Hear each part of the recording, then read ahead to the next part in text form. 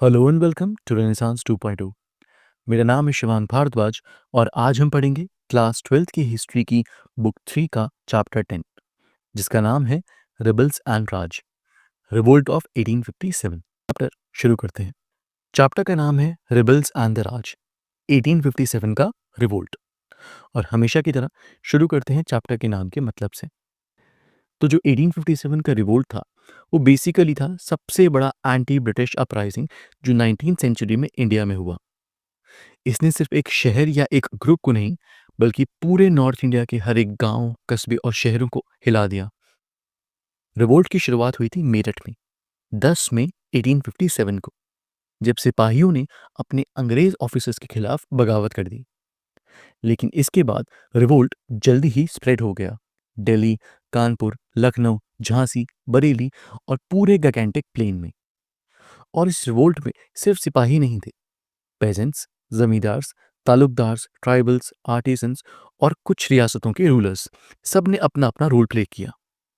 मतलब ये एक ब्रॉड बेस्ड मूवमेंट बन गया जिसमें सोसाइटी के डिफरेंट सेक्शंस ने अपने ग्रीवेंसेस के साथ ब्रिटिश के खिलाफ खड़े होने का डिसाइड किया। इस रिवोल्ट की इंपॉर्टेंस ये भी है कि पहली बार ब्रिटिशर्स को ये फील कराया गया कि उनका रूल इतना भी स्टेबल नहीं है जितना वो सोचते थे। और बाद में यही मूवमेंट नेशनलिस्ट मेमोरी में India's first war of independence की तरह याद किया गया। 1857 की रिवोल्ट की शुरुआत हुई एक स्पार्क से मेरठ में 10 मई 1857 को। ब्रिटिशर्स ने आर्मी में नए एनफील्ड राइफल्स इंट्रोड्यूस किए। इन राइफल्स के कार्ट्रिजेस को ग्रीस किया जाता था काव और पिग फैट से, और सोल्जर्स को कार्ट्रिजेस बाइट करके यूज करना पड़ता था। इस बात ने हिंदू और मुस्लिम दोनों ही सिपाहियों को हर्ट किया। हिंदूज के लिए काउ सेक्रेड और मुस्लिम्स के लिए पिग अनक्लीन। जब सिपाहियों ने कार्ट्रिजेस यूज करने से इनकार किया तो ब्रिटिश ऑफिसर्स ने उनको हार्श पनिशमेंट दी। उन्हें कोर्ट मार्शल करके जेल में डाल दिया गया। और यही वो मूवमेंट था जहां गुस्सा फट पड़ा। 10 मई 1857 को सिपाहियों ने रिवोल्ट कर दिया, अपने ऑफिसर्स पर अटैक किया, जेल तोड़कर प्रिजनर्स को फ्री किया और दंगे फसाद की शुरुआत हो गई। उसके बाद सिपाहीज ने सीधा दिल्ली की तरफ मार्च किया। वहां उन्होंने मुगल एम्परर बहादुर शाह जफर से अपील की कि वो रिवोल्ट का लीडर बने। बहादुर शाह इनिशियली वीक और ओल्ड थे, लेकिन जब उन्होंने लीडरशिप एक्सेप्ट की तो दिल्ली रिवोल्ट का सेंटर बन गया। दिल्ली का फॉल ब्रिटिश के लिए एक शॉक था और यहीं से रिवोल्ट रैपिडली स्प्रेड हुआ अक्रॉस नॉर्थ इंडिया। अगली स्लाइड में हम देखेंगे रिवोल्ट का पैटर्न, कि किस तरह से सिग्नल दिए जाते थे, टारगेट्स चूज होते थे और कम्युनिकेशन होता था। 1857 का रिवोल्ट सिर्फ एक जगह नहीं बल्कि चेन रिएक्शन की तरह स्प्रेड हुआ, और इसमें सिग्नल्स, टारगेट्स और कम्युनिकेशन का अपना एक यूनिक सिस्टम था। सबसे पहले बात करते हैं सिग्नल्स की। विलेजेस और रेजिमेंट्स के बीच एक सिंबॉलिक नेटवर्क बना। चपातीस और लोटस फ्लावर्स सीक्रेट मैसेज के रूप में एक गांव से दूसरे गांव भेजे जाते थे। मतलब सीधा लिखित ऑर्डर नहीं बल्कि एक सिंबॉलिक साइन की मदद से सिग्नल्स भेजे जाते थे। जब रिवोल्ट शुरू होता था तो सबसे पहले टारगेट्स क्लियर होते थे। British officers, police stations, treasuries, revenue records और मनी लेंडर्स के घर सबसे पहले अटैक किए जाते थे। मतलब वो सारे सिंबल्स जो एक्सप्लॉयटेशन और कॉलोनियल कंट्रोल को रिप्रेजेंट करते थे। और इंटरेस्टिंग बात यह है कि सिपॉइज और विलेजर्स ने कम्युनिकेशन के लिए पंचायत्स बनाए। ये पंचायत्स डिसाइड करते थे कि किसको लीडर बनाया जाए, किस दिन अटैक होगा और अगर कोई बिट्रे करता है तो उसे क्या पनिशमेंट दी जानी चाहिए। इस वजह से रिवोल्ट एक मिक्स था, कहीं स्पॉन्टेनियस और कहीं प्लान्ड, और इसी वजह से वो इतनी तेजी से स्प्रेड कर गया अक्रॉस नॉर्थ इंडिया। 1857 का रिवोल्ट सिर्फ सिपॉइज तक ही लिमिटेड नहीं था।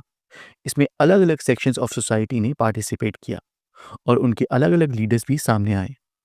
सबसे पहले बड़े नाम, बहादुर शाह जफर जो मुगल एम्परर थे। उन्होंने रिवोल्ट का सिंबॉलिक लीडरशिप एक्सेप्ट किया और दिल्ली सेंटर बन गया। नाना साहिब ने कानपुर में लीड किया। रानी लक्ष्मीबाई ने झांसी में अपना हिस्टोरिक रेजिस्टेंस दिया। और कुंवर सिंह जो उस वक्त 80 साल के थे, बिहार में रिबेलियन लीड कर रहे थे। अवध में बेगम हजरत महल और बरेली में खान बहादुर खान भी फ्रंट पर थे। लेकिन रिवोल्ट सिर्फ राजा और रानी तक ही लिमिटेड नहीं था। पेजेंट्स ने टैक्सेस देने से रिफ्यूज कर दिया, रेवेन्यू रिकॉर्ड चलाए और मनी लेंडर्स पर अटैक किया। ट्राइबल्स ने भी ज्वाइन किया क्योंकि ब्रिटिश के फॉरेस्ट लॉज उन्हें हंटिंग और ग्रेजिंग से रोक रहे थे। और आर्टिसंस जिनका हैंडीक्राफ्ट का बिजनेस ब्रिटिश इंपोर्ट्स की वजह से कोलैप्स हो गया, उन्होंने भी रिबेलियन को सपोर्ट किया। इसीलिए रिवोल्ट के अंदर एक चीज़ क्लियर थी, ये एक ऐसा आंदोलन था जिसमें एलिट्स और कॉमन लोग दोनों एक साथ आए, अपने ग्रीवेंसेस के साथ ब्रिटिशर्स के खिलाफ खड़े होने के लिए। 1857 के रिवोल्ट को स्प्रेड करने में सिर्फ पॉलिटिक्स और लीडर्स का रोल नहीं था, रूमर्स और बिलीव्स का भी बहुत बड़ा कंट्रीब्यूशन था। सबसे पहला रूमर तो वही फेमस कार्ट्रिज का था कि नए राइफल्स के कार्ट्रिज काऊ और पिग फैट से ग्रीस किए जाते हैं। इससे हिंदूज और मुस्लिम्स दोनों हर्ट हुए। साथ ही एक और रूमर स्प्रेड हुआ कि ब्रिटिशर्स का मेन एम है इंडियंस को क्रिश्चियन बनवाना। ये बातें फास्ट सर्कुलेट होती थी और लोगों का सस्पिशंस और गुस्सा बढ़ाती थी। फिर आती हैं प्रोफेसीज। 1857 में बहुत लोग मानते थे कि अंग्रेजों का राज सिर्फ 100 साल चलेगा, क्योंकि 1757 में बैटल ऑफ प्लासी जीतने के बाद ब्रिटिशर्स ने इंडिया में अपना कंट्रोल शुरू किया था। तो 1857 को उनके रूल के खत्म होने का सिंबॉलिक ईयर माना गया। कुछ कहानियां भी चलती थीं कि मुगल एम्परर वापस अपनी पुरानी ग्लोरी रिस्टोर करेगा और हिंदू मुस्लिम एकजुट होकर अंग्रेजों को निकाल देंगे। और सबसे इंटरेस्टिंग सिंबल था चपाती मूवमेंट। विलेजेस में चपातीस एक से दूसरे गांव भेजी जाती थी बिना एक्सप्लेनेशन के। लोग कंफ्यूज होते थे, लेकिन एक चीज सबको समझ आती थी कि कुछ बड़ा होने वाला है। ये एक साइलेंट सिग्नल था जो रिवोल्ट के लिए शेयर्ड सेंस ऑफ यूनिटी और अर्जेंसी क्रिएट करता था। तो रूमर्स, प्रोफेसीज और चपातीस, ये सब फैक्टर्स ने रिवोल्ट को एक साइकोलॉजिकल पुश दिया और लोगों को कनेक्टेड फील कराया। अब बात करते हैं अवध की, एक ऐसा रीजन जो 1857 के रिवोल्ट का एक बड़ा सेंटर बन गया। 1856 में ब्रिटिशर्स ने अवध को एनेक्स कर लिया, यानी उस पर अपना कंट्रोल कर लिया, ऑफिशियली ये कहकर कि नवाब वाजिद अली शाह मिस रूल कर रहे हैं। नवाब को कलकत्ता भेज दिया गया और उनका पूरा किंगडम कंपनी के कंट्रोल में आ गया। इस एनेक्सेशन का सबसे बड़ा इम्पैक्ट पड़ा तालुकदार्स पर। ये वो बड़े लैंड होल्डर्स थे जो विलेजेस में अथॉरिटी और पेटरनेज का सोर्स होते थे। उनकी लैंड्स सीज कर दी गई और एस्टेट्स को ऑक्शन में बेच दिया गया। मतलब उनका पॉलिटिकल और सोशल इन्फ्लुएंस एकदम से खत्म कर दिया। दूसरी तरफ पेजेंट्स भी और ज्यादा सफर करने लगे। नए लैंड होल्डर्स ने उनसे हायर रेंट्स डिमांड करना शुरू किया और रेवेन्यू कलेक्शन और ज्यादा हार्श हो गया।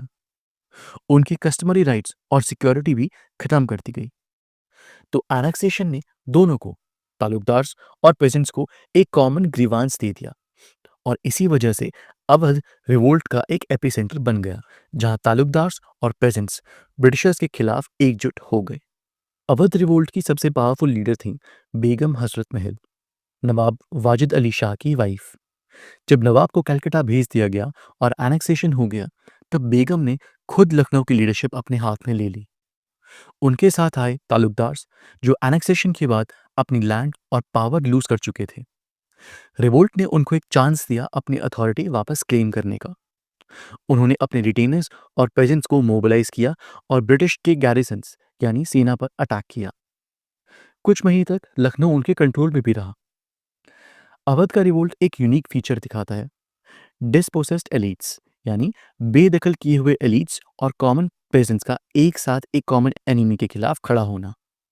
और यहाँ एक और रिमार्केबल एस्पेक्ट है, एक वुमन लीडर जैसे बेगम हजरत महल का सामने आना, जो रिवोल्ट की बैकबोन बन गई थी। अवध रिवोल्ट को समझने के लिए एक और इम्पॉर्टेंट फैक्टर है, सिपॉइज का बैकग्राउंड। बंगाल आर्मी के बहुत सारे सिपॉइज खुद अवध के पेजेंट्स और स्मॉल लैंड होल्डर्स के फैमिली से आते थे। मतलब उनका डायरेक्ट कनेक्शन था गांव से। उनके घर वाले भी वही प्रॉब्लम्स फेस कर रहे थे, हाई रेंट्स, तालुकदार्स का डिस्पोजिशन और रेवेन्यू बर्डन्स। तो जब रिवोल्ट शुरू हुआ तो ये सिपॉइज अपने विलेजेस वापस गए और अपने साथ लाए वेपन्स, ट्रेनिंग और डिसिप्लिन। उन्होंने पेजेंट्स को ऑर्गेनाइज करने में हेल्प की और रिबेलियन को ज़्यादा स्ट्रक्चर्ड बनाया। इसी वजह से अवध रिवोल्ट इतना वाइड स्प्रेड हो गया, क्योंकि सिपॉइज ने एक ब्रिज का रोल प्ले किया बैरक्स और कंट्री साइड के बीच। और आर्मी का गुस्सा और गांव के ग्रीवेंसेस मिलके एक पावरफुल मूवमेंट बन गए। 1857 के रिवोल्ट के दौरान रेबल्स ने अपने एम्स क्लियर करने के लिए प्रोक्लेमेशंस इशू किए। ये प्रोक्लेमेशंस एक तरह से पब्लिक स्टेटमेंट्स थे, जिसमें उन्होंने लोगों को अपील किया कि वो रिबेलियन को ज्वाइन करें। इन प्रोक्लेमेशंस का सबसे बड़ा थीम था हिंदू मुस्लिम यूनिटी। रेबल्स ने बार बार बोला कि दोनों रिलीजन्स एक साथ खड़े होकर ही अंग्रेजों को हरा सकते हैं। दूसरा थीम था ओल्ड ऑर्डर को रिस्टोर करना, मतलब मुगल एम्परर की अथॉरिटी वापस लाना और ब्रिटिशर्स के डोमिनेंस को खत्म करना। इससे लोगों को लगता था कि उनकी पुरानी ट्रेडिशंस और रिस्पेक्ट वापस आ जाएगी। प्रोक्लेमेशंस में एक और स्ट्रांग बात ये थी कि ब्रिटिशर्स रिलीजन और कल्चर को पॉल्यूट करना चाहते हैं। रेबल्स ने प्रॉमिस किया कि वो रिलीजन और ट्रेडिशंस को प्रोटेक्ट करेंगे। इस तरह प्रोक्लेमेशंस का टोन सिंपल और इमोशनल था, जिसमें पेजेंट्स, जमींदार्स, आर्टिसंस और मर्चेंट्स सबको इंक्लूड किया गया और ब्रिटिशर्स को ओपनली करप्ट और ऑपरेसिव डिक्लेयर किया गया। 1857 के रिवोल्ट के दौरान एक बहुत फेमस डॉक्यूमेंट इश्यू हुआ था, आजमगढ़ प्रोक्लेमेशन, अगस्त 1857। इस प्रोक्लेमेशन ने क्लियरली दिखाया कि रिबल्स अपनी साइड में सभी सोशल ग्रुप्स को लाना चाहते थे। जमींदार्स को प्रॉमिस किया गया कि उनकी लैंड और प्रिविलेजेस प्रोटेक्ट किए जाएंगे, मतलब जो इनसिक्योरिटी उन्होंने एनेक्सेशन के टाइम पे फील की थी वो खत्म की जाएगी। मर्चेंट्स, बैंकर्स और मनी लेंडर्स को अश्योरेंस दिया गया कि उनका ट्रेड सेफ रहेगा और रेबल गवर्नमेंट उन्हें एनकरेज करेगी। आर्टिसंस और पेजेंट्स को कहा गया कि ब्रिटिशर्स के ऑपरेसिव टैक्सेस खत्म किए जाएंगे और उनको फेयर ट्रीटमेंट मिलेगा। सिंपल शब्दों में आजमगढ़ प्रोक्लेमेशन का मैसेज ये था कि रेबल गवर्नमेंट एक ऐसा सिस्टम बनाएगी जहां जस्टिस होगा, रिलीजन का रिस्पेक्ट होगा और प्रॉस्पेरिटी वापस आएगी। इस डॉक्यूमेंट की इंपॉर्टेंस ये भी है कि इसने दिखाया कि रिबेलियन सिर्फ एक मिलिट्री म्यूटिनी नहीं थी, बल्कि एक ब्रॉड सोशल कोलिशन बनाने की कोशिश भी थी। रेबल्स ने अपने गुस्से को सिर्फ सोल्जर्स और ऑफिसर्स तक लिमिटेड नहीं रखा। उन्होंने अपने टारगेट्स केयरफुली चूज किए, वो इंस्टीट्यूशंस और लोग जो डायरेक्टली एक्सप्लॉयटेशन के लिए सिंबल्स थे। सबसे पहले मनी लेंडर्स, उनके घरों और शॉप्स पे अटैक हुआ और उनके पास जो डेट बॉन्ड्स और अकाउंट बुक्स थे उन्हें जला दिया गया, क्योंकि यही कागज पेजेंट्स के कर्ज का सबूत थे। जब कागज ही खत्म तो कर्ज भी खत्म। दूसरा टारगेट बने रेवेन्यू ऑफिस और कोर्ट रिकॉर्ड्स। इनको डिस्ट्रॉय करके रेबल्स ने ब्रिटिशर्स के रेवेन्यू सिस्टम को डायरेक्टली चैलेंज किया और साथ ही उन्होंने ब्रिटिश अथॉरिटी के सिंबल्स पे भी अटैक किया, जैसे पुलिस स्टेशंस, गवर्नमेंट बिल्डिंग्स, यहाँ तक कि टेलीग्राफ लाइन्स तक भी तोड़ दी गई। सिंपल शब्दों में रेबल्स का मकसद था उन सारे टूल्स को डिस्ट्रॉय करना जिनके थ्रू ब्रिटिशर्स और उनके साथ ही इंडियंस उन्हें एक्सप्लॉइट कर रहे थे। रेबल्स सिर्फ ब्रिटिश सिस्टम तोड़ना नहीं चाहते थे, उन्होंने अपना एक एडमिनिस्ट्रेशन खड़ा करने की कोशिश भी की थी। दिल्ली में सिपॉइस ने बहादुर शाह जफर को एम्परर डिक्लेयर किया। वो एक ओल्ड और वीक रूलर थे, लेकिन उनका नाम एक सिंबल था। उनके नाम से प्रोक्लेमेशंस इश्यू हुए, टैक्सेस कलेक्ट हुए और सोल्जर्स रिक्रूट किए गए, मतलब उन्होंने एक तरह से मुगल अथॉरिटी को रिवाइव करने की अटेम्प्ट की। कई जगहों पे कमिटीज और काउंसिल्स बनाए गए जहां लोकल लीडर्स डिसीजन लेते थे, रेवेन्यू कलेक्शन कैसे होगा, कौन रिक्रूट होगा और किस तरह लॉ एंड ऑर्डर मेंटेन होगा। विजन सिंपल था, एक ऐसा गवर्नेंस जिसमें मुगल एरा का जस्टिस और ऑर्डर वापस आएगा और रिलीजन और ट्रेडिशंस प्रोटेक्ट रहेंगे। लेकिन इस एडमिनिस्ट्रेशन के अपने लिमिटेशंस थे।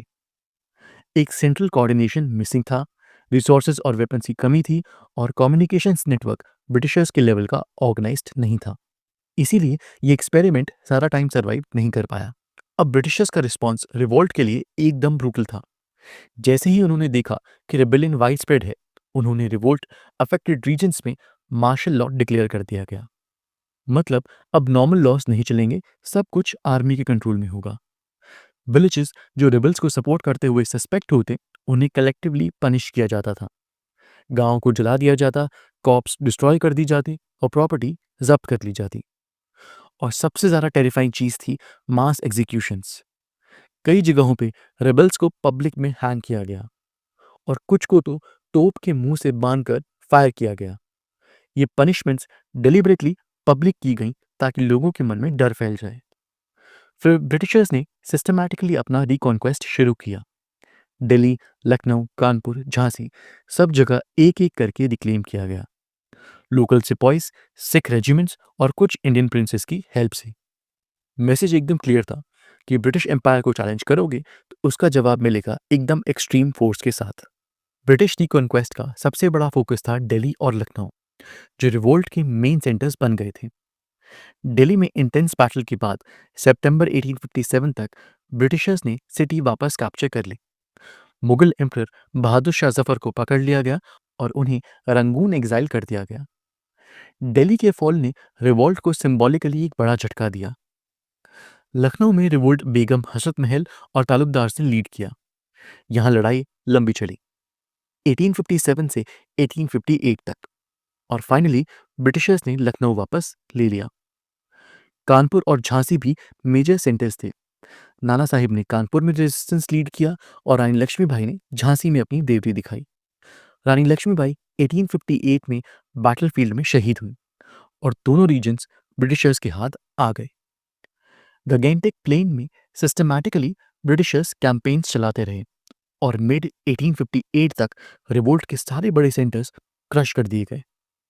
ब्रिटिशर्स ने कंट्रोल तो वापस पा लिया, लेकिन उनके अंदर एक डीप फेयर बाकी रहा कि ऐसे अपराइजिंग्स दोबारा भी हो सकते हैं। 1857 की रिवोल्ट को समझने का एक और एंगल है विजुअल रिप्रेजेंटेशंस और प्रेस रिपोर्ट्स। ब्रिटिश आर्टिस्ट और न्यूज़पेपर्स ने रिवोल्ट को डेलिबरेटली एक स्पेसिफिक इमेज के साथ प्रोजेक्ट किया।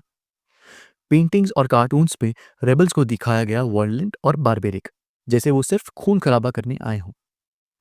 दूसरी तरफ ब्रिटिश सोल्जर्स और फैमिलीज को इनोसेंट विक्टिम्स की तरह प्रेजेंट किया गया। ब्रिटिश न्यूज़पेपर्स ने भी इसी नैरेटिव को सपोर्ट किया। उन्होंने रेबल एट्रॉसिटीज को बढ़ा चढ़ा के बताया ताकि अपने रिप्रेशन को जस्टिफाई कर सकें। मतलब जब उन्होंने थाउजेंड्स ऑफ इंडियंस को एग्जीक्यूट किया तो उसको एक्सप्लेन करने के लिए बोला कि हम तो बस अपने लोगों को प्रोटेक्ट कर रहे थे। इस इमेजरी का मेन पर्पस था ब्रिटिश पब्लिक के अंदर फियर और एंगर क्रिएट करना और रिवोल्ट को एक म्यूटिनी के रूप में दिखाना, ना कि एक ब्रॉड एंटी कॉलोनियल स्ट्रगल। आज के हिस्टोरियंस के लिए ये रिसोर्सेज बायस्ड हैं, लेकिन वैल्यूएबल भी, क्योंकि इनके थ्रू हमें समझ आता है कि ब्रिटिशर्स अपने रूल और इंडियन रेजिस्टेंस को कैसे इमेजिन करते थे।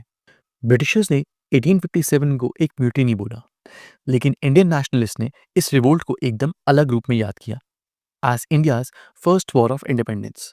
उन्होंने कहा कि ये सिर्फ एक मिलिट्री रिबेलियन नहीं था, बल्कि एक मास एंटी कॉलोनियल स्ट्रगल जिसमें पेजेंट्स, जमींदार्स, सिपॉइस, ट्राइबल्स और रूलर्स सब ने पार्टिसिपेट किया। नेशनलिस्ट मेमोरी में कुछ हीरोज इमॉर्टल बन गए, जैसे रानी लक्ष्मीबाई ऑफ झांसी एक आइकन बन गई। उनकी ब्रेवरी और सैक्रिफाइस ने उन्हें फ्रीडम स्ट्रगल का फेस बना दिया। वैसे ही कुंवर सिंह, नाना साहिब और बहादुर शाह जफर को भी पेट्रियाटिक लीडर्स के रूप में याद रखा गया। इस मेमोरी को पॉपुलर बनाया लिटरेचर ने, जैसे सुभद्र कुमारी चौहान की फेमस पोएम झांसी की रानी, जिसमें उन्हें इमॉर्टल लाइंस में डिस्क्राइब किया गया। कि रिमेम्बरेंस इंपॉर्टेंट इसलिए था क्योंकि इसने इंडियंस को बाद के फ्रीडम स्ट्रगल में इंस्पायर किया। रिवॉल्ट ऑफ 1857 जो ब्रिटिशर्स के नज़रिए में एक फेलियर था, नेशनलिस्ट इमेजिनेशन में एक ग्लोरियस बिगिनिंग बन गया। तो अब चैप्टर के एंड पर हम एक इंपॉर्टेंट सवाल का जवाब देते हैं। 1857 का रिवोल्ट क्यों फेल हुआ और फिर भी क्यों याद किया जाता है?